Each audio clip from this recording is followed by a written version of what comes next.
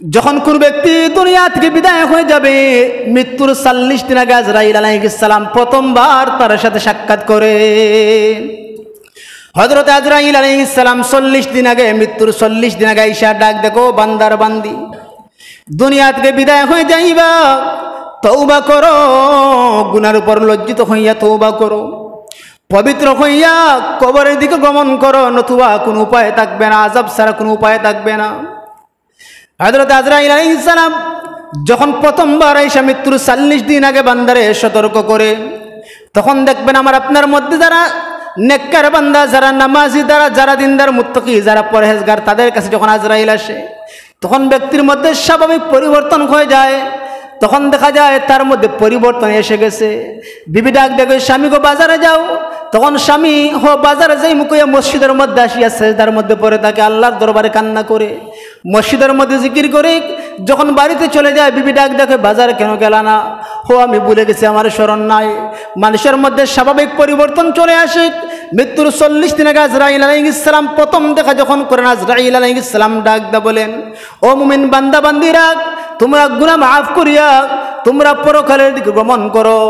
যখন এরকম দিন যায় বান্দার রিজিকের ফয়সালাটা উঠে যায়। যখন বান্দা ইন্তেকাল করবে, তার রিজিক দুনিয়া থেকে শেষ হয়ে যায়। যখন মৃত্যুর সময় একেবারে গোনাই আসে, যখন আর মাত্র 3 দিন বাকি থাকে, তখন আজরাইল দৈনিক ওই বান্দার সাথে 3 বার দিনে সাক্ষাৎ করে। 3 বার সাক্ষাৎ করিয়া ডাক দেখো, বান্দার বান্দি, তোমারে 40 দিন আগে বলেছিলাম তুমি তওবা করার জন্য, এখনো কিন্তু তোমার সময় আছে। যখন তোমার সকরাত শুরু হয়ে যাবে, তখন কিন্তু তওবা করলো আর কাজ হবে না। যখন তুমি অজ্ঞান হয়ে যাবে, যখন তোমার হুঁশ থাকবে না, তখন যদি দুনিয়ার সব মোল্লা মৌলবি আনিয়া তওবা করাও কোনো কাজ হবে না। এই জন্য হুঁশ থাকতে তওবা করো, তওবা করিয়া কবরের দিকে গমন করো।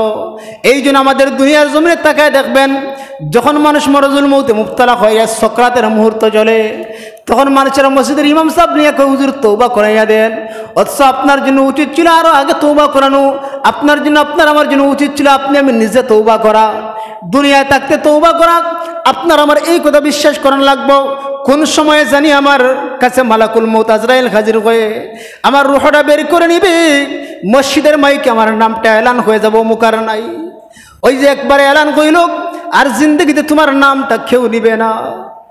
এই জন্য মোহতারাম হাজিরিন, আপনার আমার জন্য মানুষের কত মায়া, মানুষের আপনার আমার নাম ধরিয়া ডাকে, অমুক ভাই বাড়িতে আসেননি, অমুক ভাই চলো বাজারে যাবো, চলো একটু আড্ডা দিয়ে আসি, বেড়াইয়ে আসি। কিন্তু আপনার আমার ইন্তেকালের পরে যখন কিছুদিন চলে যাইবে, যখন সপ্তাহ 10 দিন চলে যাইবে, আপনার নামটা পর্যন্ত কেউ নিবে না। নাম নেয়নি, নামটা কেউ নেয় না। এমনকি যখন 1 মাসের মাথায় আপনার শরীরটা সব বিনষ্ট হয়ে যায়, নাক থেকে পচন ধরা শুরু করিয়া আপনার সারাটা শরীর কত বিক্ষত হইয়া মাংসগুলো জোরে পড়ে যায়। এমনকি কিছুদিন পরে আপনার শরীরের হাড্ডির অস্তিত্ব পর্যন্ত খুঁজে পাওয়া যায় না। যখন দীর্ঘদিন হয়ে যায়, আপনার কবরের মধ্যে হাড্ডিটা পর্যন্ত থাকে না। এই জন্য আপনি আমি কিছু না। আল্লাহ বলেন, ওয়ামাল হায়াতুদ দুনিয়া ইল্লা মাতাউল গুরুর। ও আমার বান্দা বান্দিরা, দুনিয়া হলো দুকা, দুনিয়া হলো দুকা। দুনিয়ার চাকচিক্যে পড়ে থেকো না, দুনিয়ার লোভ লালসায় পড়ে থেকো না। এই জন্য তোমরা মৃত্যুর বেশি ভয় করো। হযরত উসমান রাদিয়াল্লাহু আনহু বেশি বেশি কবরে চলে যেতেন।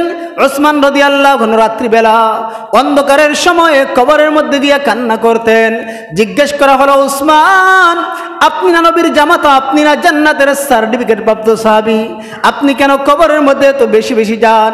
আপনি রাত্রিবেলা কবরে যান, অন্ধকারের মধ্যে কবরে গিয়ে কান্না করেন। হযরত উসমান ডাক কয়, রে সাহাবীরা, ইন্তেকালের পর কবরটা কিন্তু অন্ধকার ঘর হয়ে যাবে, কবরটা অন্ধকার হয়ে যাবে, কবরের মধ্যে কোনো বাতি থাকবে না। যদি নেক কাজ করে যেতে পারো, নেক আমল কবরের মধ্যে বাতি হয়ে যাইবে। যেরকম সুবহানাল্লাহ। এই জন্য আমার পানের ভাইয়েরা, যখন বান্দার ইন্তেকালের সময় হয়ে যায়, 3 দিন আর বাকি আছে, আজরাইল প্রতিদিন সকালে, দুপুরে, সন্ধ্যায় এসে সাক্ষাৎ করে ডাক দেখো, বান্দার বান্দিরা, তোমার কিন্তু ইন্তেকালের সময় হয়ে গেছে, তওবা করে মুমিন হয়ে যাও, আর কিন্তু বেশি সময় বাকি না। এরকম ভাবে যখন বান্দার মৃত্যুর সময় হয়ে যায়, বান্দা যদি নেককার হয়ে যায়, সেই বান্দার জন্য সুসংবাদ, মৃত্যু মৌতের ভয় আর বউতা ভয় থাকে না, বরং এটা আনন্দে পরিণত হয়ে যায়। যেরকম সুবহানাল্লাহ।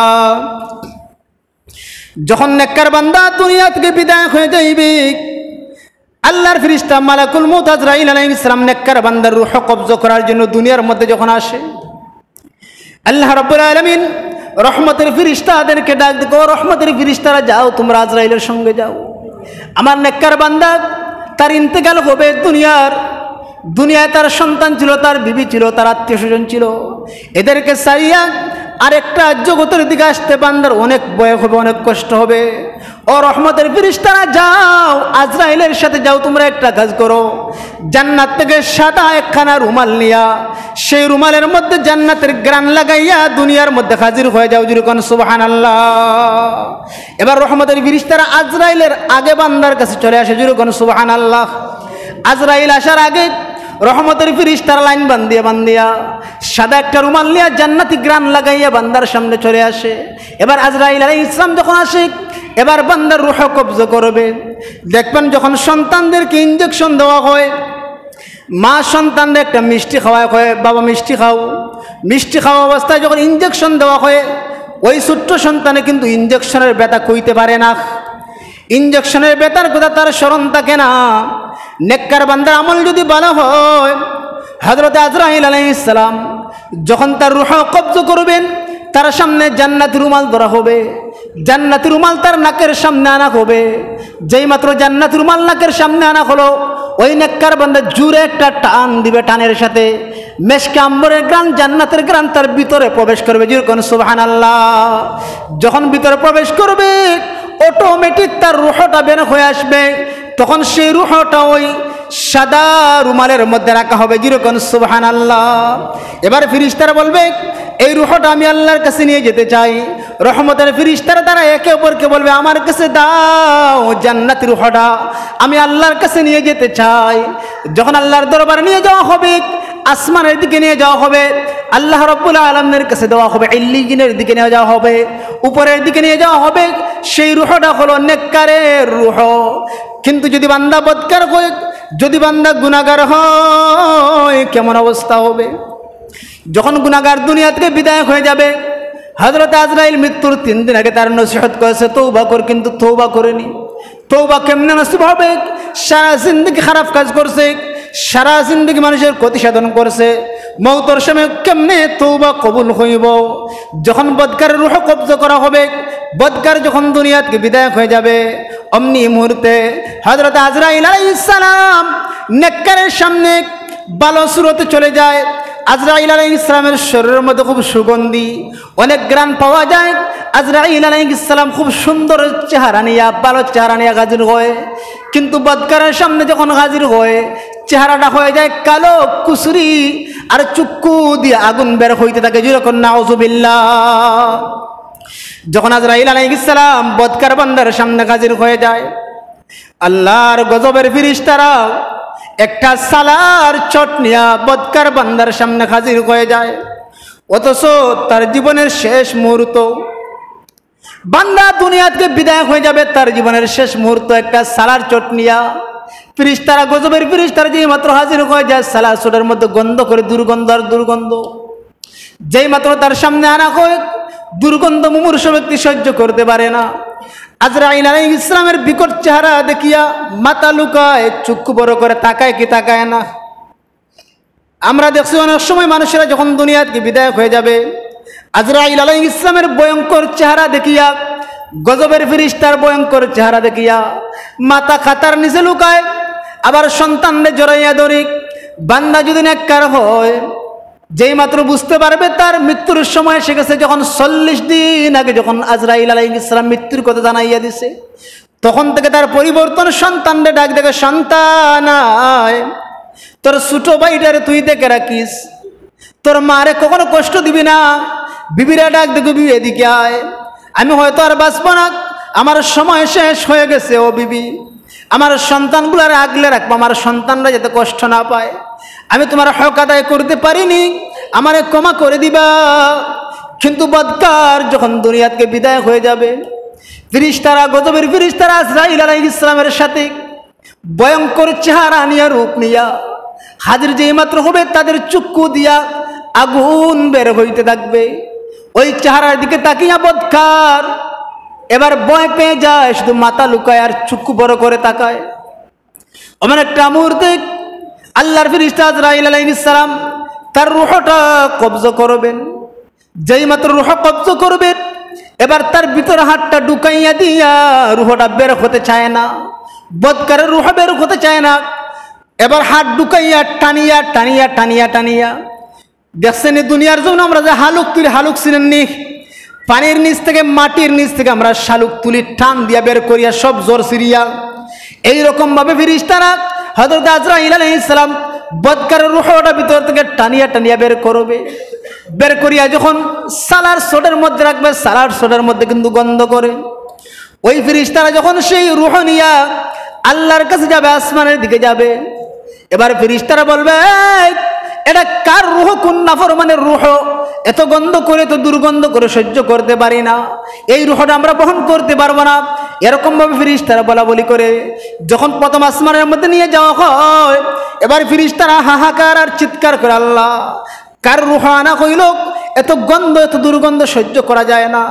আল্লাহ ডাক দেখো ফেরেশতারা আসমানের দিকে সেই রূহ নিয়ে আসবা না, রূহটা নিয়ে সিজ্জিনের মধ্যে জমিনের দিকে নিয়ে যাও, যেরকম নাউজুবিল্লাহ।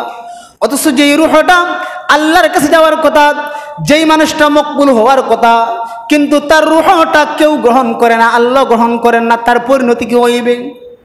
এই জন্য মুহতারাম হাজিরিন, মৃত্যুর যন্ত্রণা অনেক কঠিন, অনেক ভয়াবহ। যখন আপনার আমার ইন্তেকাল হয়ে যাবে, যখন আমরা দুনিয়া থেকে বিদায় হয়ে যাব, যখন আমাদেরকে কবরের মধ্যে রাখা হবে, ইয়াতিহি মালাকান ফাইজলিসানিহি, দুইজন ফেরেশতা আসার পর মাথার শিয়রে দাঁড়িয়ে যাবে আর বলবে ও বান্দা বলো তোমার রবকে। তিনটা প্রশ্ন করবে, বলো তোমার রবকে। যদি বান্দা দুনিয়ায় ফাক্কা সচ্চা ইমানদার হয়ে থাকে তাহলে বলতে পারবে রাব্বি আল্লাহ, কিন্তু দুনিয়ার জমিনে জানতো কিন্তু আমল করতো না, কবরের মধ্যে যাওয়ার পর কিন্তু তার মুখ দিয়া উত্তর আসবে না, বলবে হা হা লা আদরি, আমি কিছুই জানি না, কিছুই জানি না। দুনিয়া আলেম ছিল, দুনিয়ায় বড় জানতো, বড় জ্ঞানী ব্যক্তি ছিল, এই প্রশ্নগুলোর উত্তর শিখিয়া মুখস্থ করিয়া গেছে, কিন্তু কবরের মধ্যে যাওয়ার পর তওবা নসিব না হওয়ার কারণে, গুনাহগার হওয়ার কারণে মুখ দিয়ে উত্তর